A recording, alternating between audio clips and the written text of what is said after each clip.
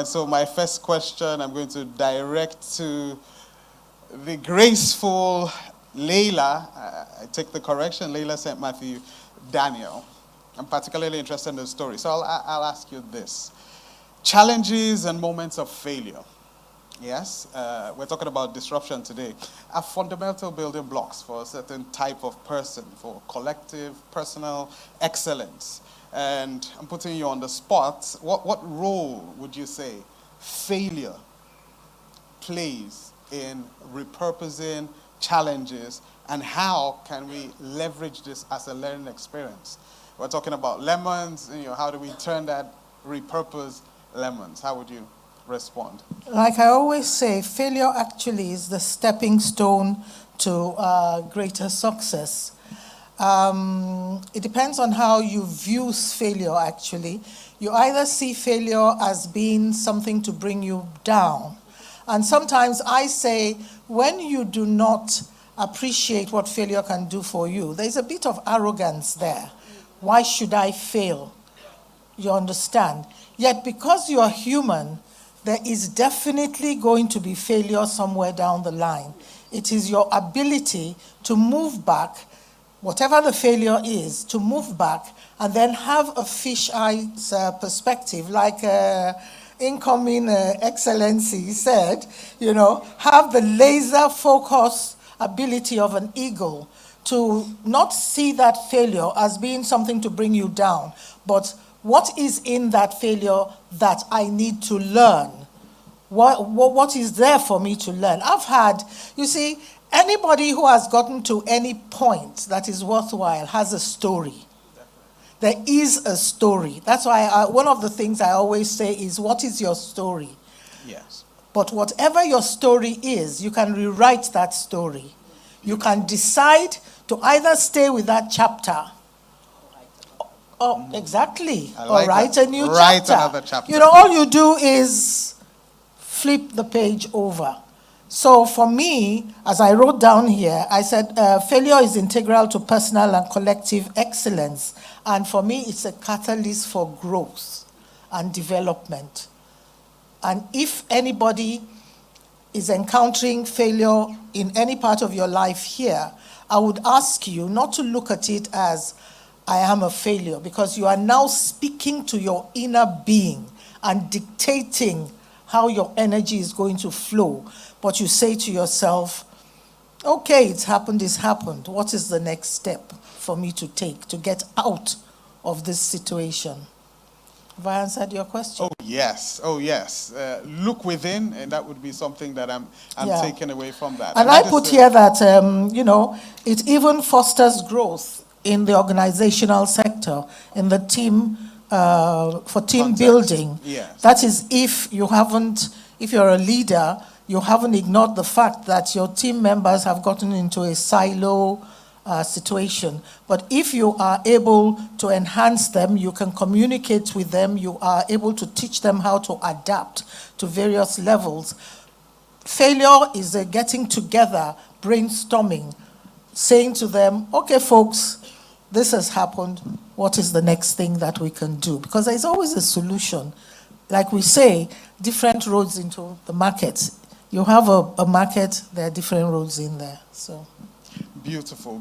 I like that perspective where you understand that it's not just about you, but there are other people, there are other teammates, there are other people who are counting on you, not just to get past that, for the example, the lesson that it can give, but also for their own growth and development, so that your advancement pulls everybody along. Exactly. That's you are really the engine, they are the locomotive, it's all parts. Without, we all move together. That's wonderful.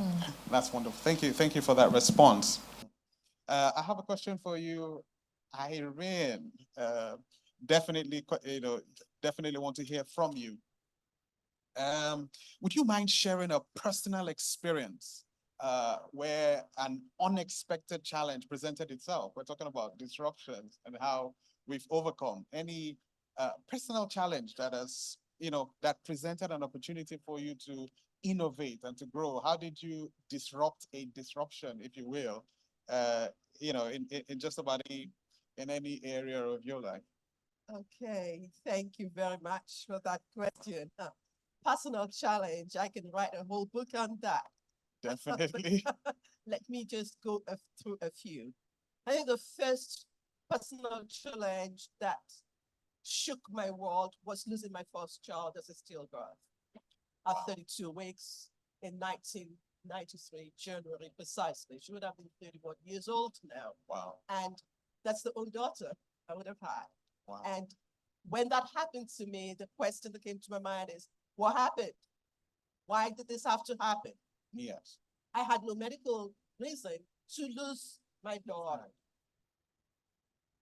And I was deeply hurt. But in that space, I knew in my heart that there is something about her story that was going to unfold. In that time, I didn't know what it was all about. I only had one word: I will comfort you in all your afflictions. With the same comfort, you will comfort others. Fast forward 3 months later, they found a lump in between my heart and my lungs. And the doctors wondered what to do with that. 3 months later, January, I was in the hospital and I had a lung surgery. And they thought that the cough was going to stop. The cough did not stop. I coughed for the next 20 years. Wow. Non-stop, every day. Wow. Just married over a year, lost my child, now with a medical challenge that didn't stop. So for me, disruption was progressively increasing and becoming more intense. Within the next couple of years, more diagnoses were made. And my doctors told me by 1998 that within the next 5 years, I would be in the wheelchair, unable to do even my basic day-to-day activities by myself. I would need support. Yeah. Fast forward to 2003, I had a second lung surgery. And then in 2008, the doctor said that my lungs could no longer hold sufficient oxygen for my day-to-day living. And I had to be on oxygen 24 hours round the clock. Wow. 2010, I had to be on non-invasive ventilator in my own home. 2013, I was in the theater for a lung transplant. And I had a lung transplant, was in coma for 6 weeks, and I came out and they told me both legs, both hands have to be amputated. That was the last straw for me. How much more can one human being take? 20 years of non-stop coughing, 7 years on oxygen every day, 3 years on ventilator. Lung transplant, somebody had to die for me to live. And then 6 weeks after, you have to lose both hands and legs. At that point in time, I was done. I said, God, take me home. I've taken enough disruption. Yeah. But you see, the word, I will comfort you in all your afflictions with the same comfort we treat you and comfort others, came ringing in my ears. And at the point when we were taking that decision, what are we going to do? I mean, we had no options. Yes. The legs have to go. And they said the hands as well. My first son said to me and said, Mom, there is a bigger picture. He was 18 years old. He's saying to me, there is a bigger picture. But that's the truth. Every single disruption has been a little piece of a million pieces of puzzles. It was all fitting together, but we didn't know what picture it was creating. Yes. And I had to look beyond the little pieces to see what bigger picture can emerge. And so to your question, the bigger picture is unfolding. I had a midlife changing career and trained to become a trauma transformational coach. I turned my pain to purpose and run a foundation that provides prosthetic legs for amputees today. You can clap, it's okay. Celebrate her. And now I have a ministry that is inspiring hope for those going through life adversities and challenges. And I even have a business with the same hands that we're going to amputate, making jewelry. Now that's triumphant. That is triumphant. Every disruption is an opportunity for growth. But the truth of the matter is that people don't usually believe me when I say these things. So I'm going to show you my prosthetic limb.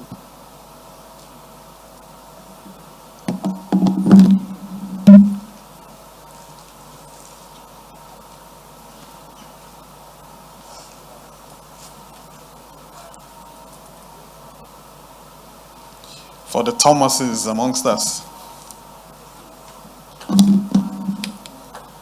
I have two of them. I'm a double amputee, and I'm here standing. Thank you. You're here winning and standing. Please, please, let us celebrate the amazing Irene. Like I said to you, we have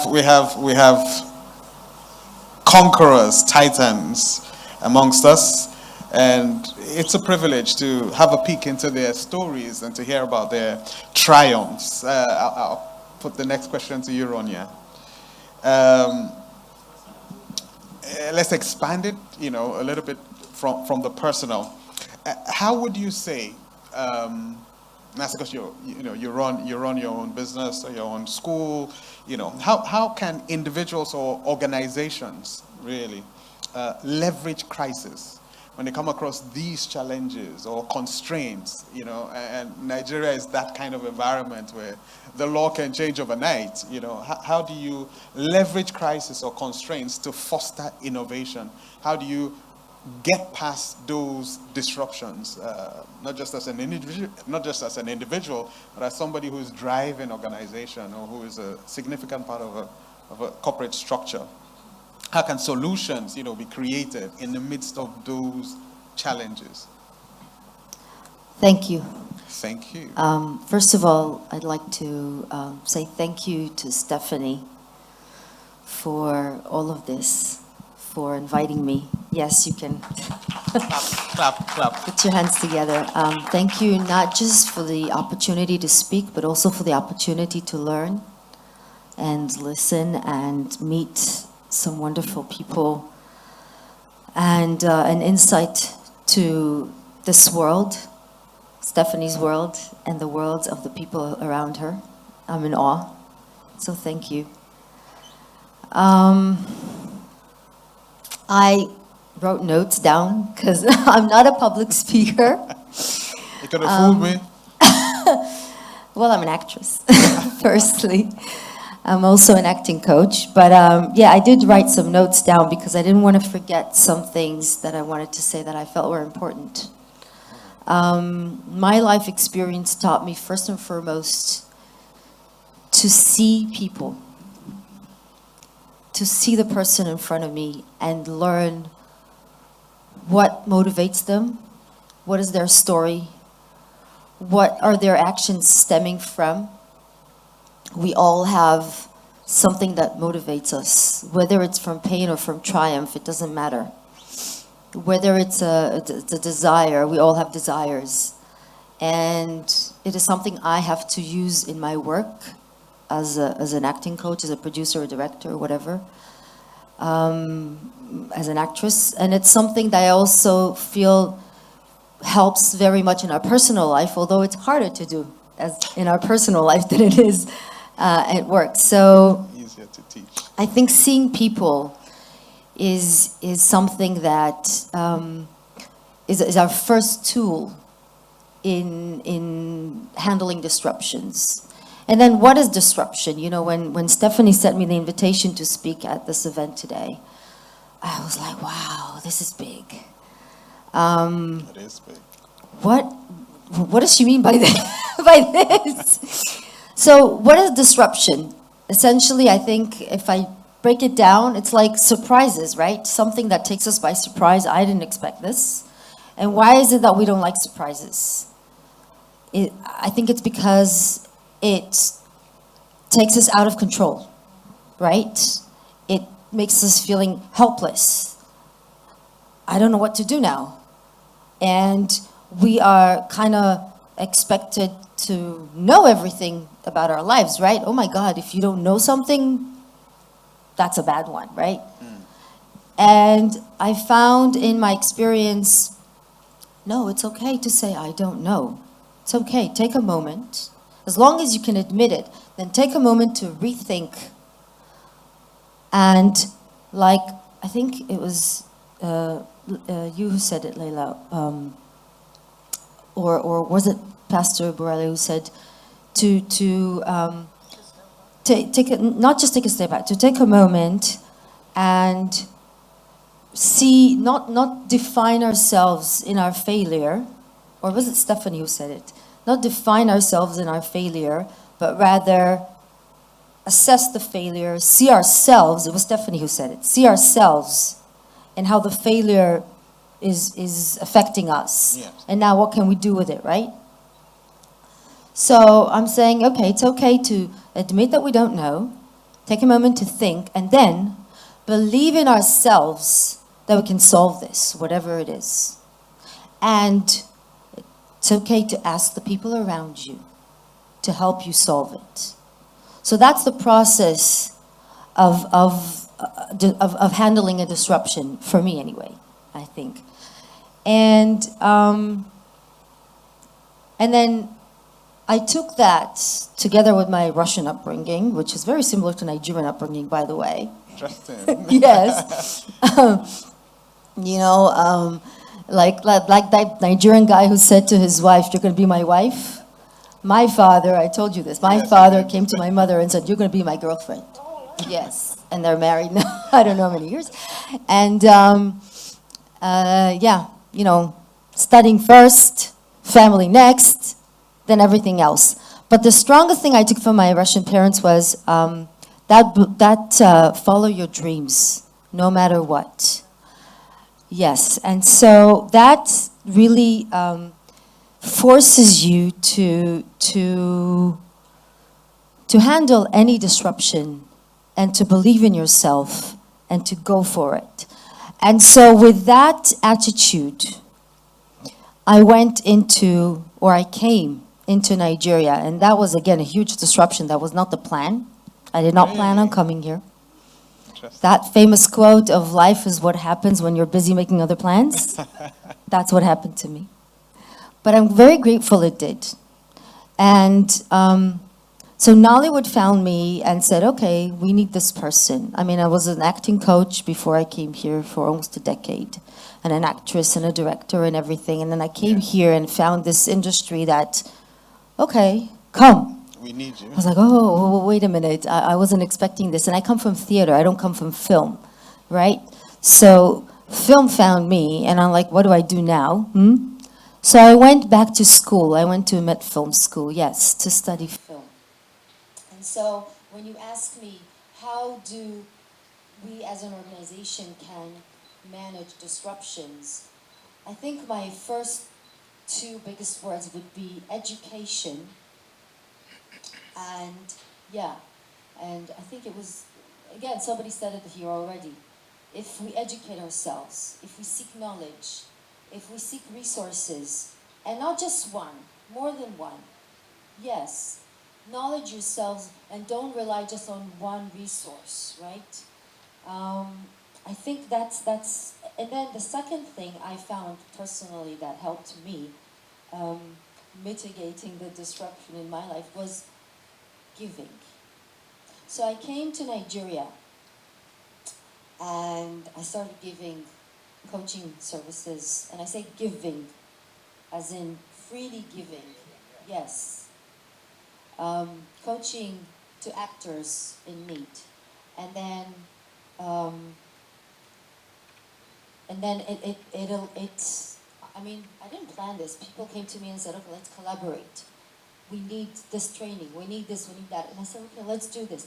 So essentially, 6 years down the line, I'm co-producing a film festival, and I'm fostering training platforms, not just my own, but international training platforms for filmmakers in Nigeria. I'm fostering funding avenues and and investments in the film industry in Nigeria. From that first step of giving and collaborating with filmmakers here, and just basically understanding my purpose was to fill in that gap that existed here. Okay, wherever God led me, I was like, okay, take me, show me the way, I'll go there, I'll do what is needed, I'll fill in the need. And I believe that as people, we were put here. Each and every one of us has a purpose. Seeing the bigger picture, each and every one of us, of you, has a purpose on this earth for the greater good of the people around you, of our humankind. So my purpose was to fill a gap in the film industry in Nigeria, that gap between Nollywood and the outside, the other industries around the world, the other film industries, bringing investment opportunities into Nigerian film industry, bringing training platforms, and I still do it now. I've been doing it lately with organizations like the African Film Festival, the African International Film Festival, AFRIF, the Lufodio Academy run by Auntie Joke Silva, and I'm humbled to do so. I'm very happy to do it, and many others. I've been fostering funding platforms with the Israeli film industry and the Nigerian film industry, and working and advocating for a co-production treaty between Israel and Nigeria, much like Nigeria recently, I think, started with Canada and South Africa. And so I'm passionately advocating for that, and I think, yeah, it's always just in all those little sorry? Silos. Yes. It's always to see the bigger picture and see how can I purposefully engine and fuel that system, that structure, that need. Thank you. Please, put your hands together for her. If I was to summarize that, it's what I've taken away, it's look beyond yourself. We're limited resources, but there are resources outside of ourselves. And when we see other people as resources, then together we're able to make a lot of things happen.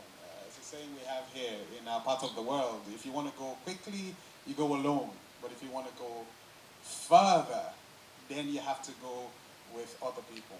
Thank you for that insight. Time has always been a limited resource, and as always, we don't have a lot of it. And I don't want to hog this platform and ask all the questions. So at this time, we will open up the space for question and answers from you guys. Yeah. So we have 9 minutes. He has used 1 minute to tell you that we are going to ask questions. So if you have any questions, please just raise your hand and bring the microphone to where you are. So my question is, when you fail, you hear a school of thought that says, you know what, don't hide, just show up. You know, in trying to maybe show up, somehow you'll be able to deal with the pain. But when I failed, sometimes I just want to hide. I really don't want to come out. I think I need time to heal, understand what is going on with me, and show what's. I read somewhere that is selfish, and that you should come out, you know, and talk and share your story and put up the bold face and, you know, fake it until you make it. So I'm wondering, am I normal, or do I have to try harder? So I would like your perspective on this, please. All right, who would like to respond? All right, Irene, thank you. Thank you very much for that question. Two things there. It's a balance. Can we keep the answers short so that we give more opportunity? You need to heal. What trauma tries to do is to isolate you. And this is where you cannot isolate. You need to look for help. So when you are healing, it's not the time to put yourself out there in the open and the other side. It is a time to be with who can support you to heal while you take care of you. And then in that process, when you have transformed your story, your pain to something that can benefit others, you can come out with your learning experience, because every disruption, like we say, is an opportunity to learn. Yeah. It's an opportunity to grow. But what are you coming to share if you have not learned and grown and healed? And if you're not healed, you're going to come out and bleed on the people. And when you bleed on people, you wound them. Wounded people wound others. Hurting people hurt others. Broken people break others. So if you don't take care of you and heal first, you're coming out to do more damage. So that balance is there. There is a time to stay quiet. There is a time to come out. Thank you so much for that. Can I add to that? Yes. Can I add to that? If you could just Very briefly. Very briefly. Thank you very much. Yes, because we started late, so don't cut into our time. And I'd like to say that disruption not only happens midway in life or in organizations. Sometimes the disruption happens at the childhood stage. That stage that is very critical, that is very, very important, that molds who you could become as opposed to who God actually said you would be, derails you from your destiny into another kind of destiny. And when you do not recognize that disruption, you will keep operating through the lens of that disruption in everything that you do.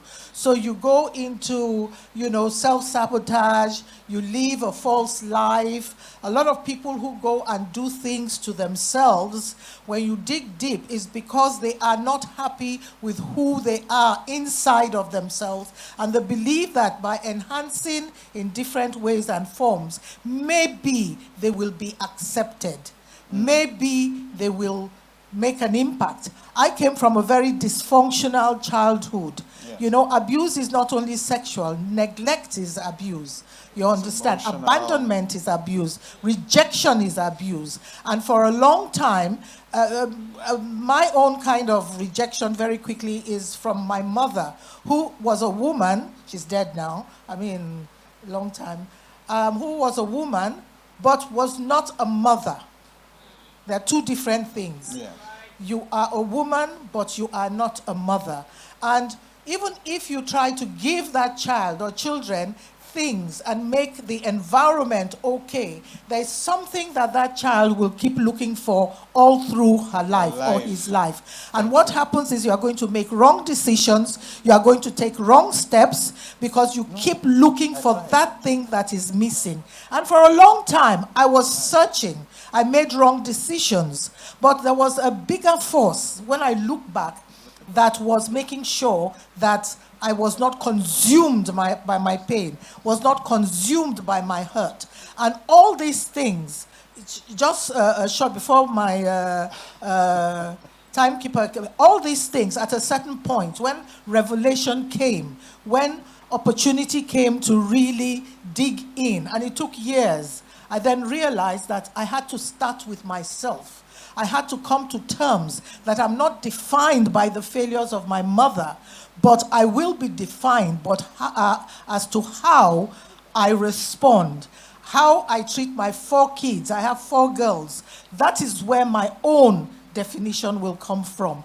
And I then began to work with myself. When you are going to turn failure into positivity, you must turn the mirror around and look inwards, as we've said. You look inwards and you really look inwards. Sometimes some people put a net over the mirror so they don't want to see, and they see. You understand? So you start from the bottom. Where is the disruption coming from in your life? Why are you behaving the way you are behaving? Why are you running away from certain things? Why do you not want to face a crowd? Why are you choosing the same kind of relationships over and over again? Why is it that you keep meeting people who disappoint you in business, in life, and everything? And this way, you actually need help. You actually need support groups. You actually need to get a good coach, a good counselor, a good whatever it is. But in this neck of the woods, we think things are always free. In life, anything worth having, you need to deposit and invest in yourself. Thank you so much for that. We want to give Michaell an opportunity. We haven't really heard from him. Technology challenges. Michaell, if you wouldn't mind responding in about 20 seconds, if you can. Can you hear me? All right. As a creative educator. I can hear you. Finally, I can hear you. I can hear you. Finally, can you? Wonderful. Yeah. We're glad the technicians were able to resolve that. You are creative, and so as a creative educator, are there any frameworks or approaches that you would recommend, right? A systematic approach that you would recommend to tackle challenges creatively, tap into our inner genius, as it were. I learned from creating art because you know my story. I learned from creating art that the awareness of system relevant. Can you hear me? Can you hear me or no? Yes, I can. Just go on. Go on. Okay, so what I learned was the human centricity versus the system relevance. So when we are aware, human centrically, our power, our knowledge power is awareness. System relevant is knowledge, meaning if I was an expert in fax machines, systems always, it's outdated now and people don't need a fax machine. But if I'm now in AI, I'm very interesting. So system knowledge and relevance comes and goes. Well, human awareness is expanding our human-centric power, meaning we are 8 billion one-of-one humans that are also have a different view on life. Just look at your own family. And when we are aware of a situation, we can handle it.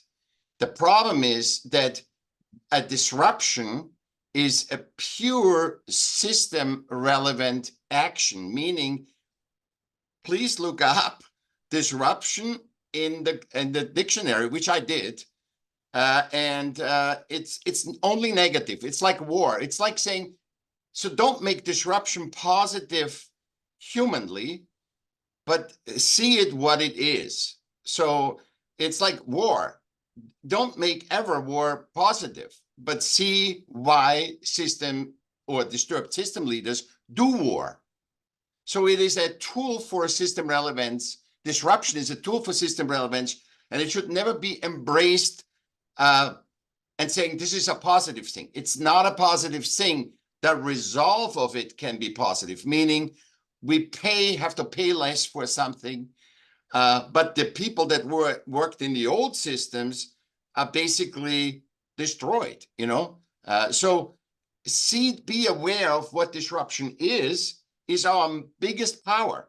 The more we are aware what disruption is, what the system and the system relevance of it, and the human centricity of it, because there is no human centricity of disruption. It's basically our human centricity of disruption is be aware of it, be aware of war, be aware of any system manipulation. Thank you so much for that. Thank you so much for that. What I take away from that is that systems evolve, but we do have an inner genius within us that is able to adapt to whatever those challenges are.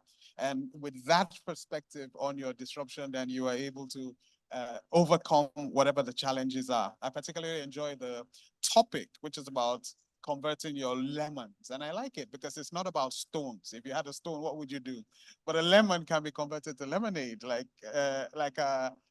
Steph said yesterday. You can make melon stew, you can make lemon soup, there's all kinds of things you can do, and so there's inherent within the topic the fact that every situation has the opportunity for you to turn it around. You have lemons, you don't have stones, you have something that you can do. I want to encourage us for these sessions, let's make noise about it online. And so if you haven't, please tag at UR3 Conference and the speakers on Twitter, Facebook, Instagram, LinkedIn in your post. And you can also use the hashtag UR3 Summit and hashtag UR32024. I trust it's been an enlightening session for you Sorry. guys. Have been Before you wrap up, Oh. I would like to add something. All right. I was expecting you to address To it, but come- you didn't, so I'm taking I'm taking the liberty just to take one more minute of your time take it by force. to answer this young lady, because as you see me currently, I am going through disruption in my life. I wake up every morning crying. There's a war in my country, I'm sure you're all aware of, and there are numerous things being said around the world, a lot of lies being spread around that disrupt me personally and my life and my friends and my family, and I'm hurting, but I'm here today because, and I'm here today to put all that aside. You know, I had to focus myself on the questions that we were going to be asked today, and on the people that I'm going to meet today.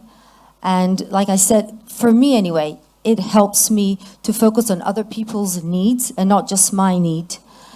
So when I'm in that space of self-pain and disruption, Yeah. I say, okay, wait a minute, there are other people out there. Let me see what they need. Let me take myself out, put my makeup on in the morning, get out into the world and see what the world is going through today, because maybe what I'm going through is smaller than what someone else is going through. Yeah. And then I meet opportunities. I meet wonderful things. Like I met you today, and I'm currently working on a film about somebody who got his both feet amputated and turned it into a strength. He built himself prosthetic feet. He built himself a robot lover, etc. I'll tell you about it later. But you see, you meet people, and you never know who you're going to meet and what it's going to do to you. And so I encourage you, yes, you need that healing time with yourself, but go out there and look what other people need, and I think it will give you strength to handle your own disruptions. So thank you again, Stephanie, for this Thank opportunity. you so much for that. To catch a phrase from the scriptures, you know, like His Excellency, a future president, I also have a pastoral responsibility, you know, and the word that comes to mind is more blessed to give than it is to receive. So even in your dark moments, look out, and if you help somebody else, there's a lot that will come back to you. Thank you. It's been a wonderful time, you know, drawing the wisdom out of these ones, and I look forward to more opportunities. Thank you.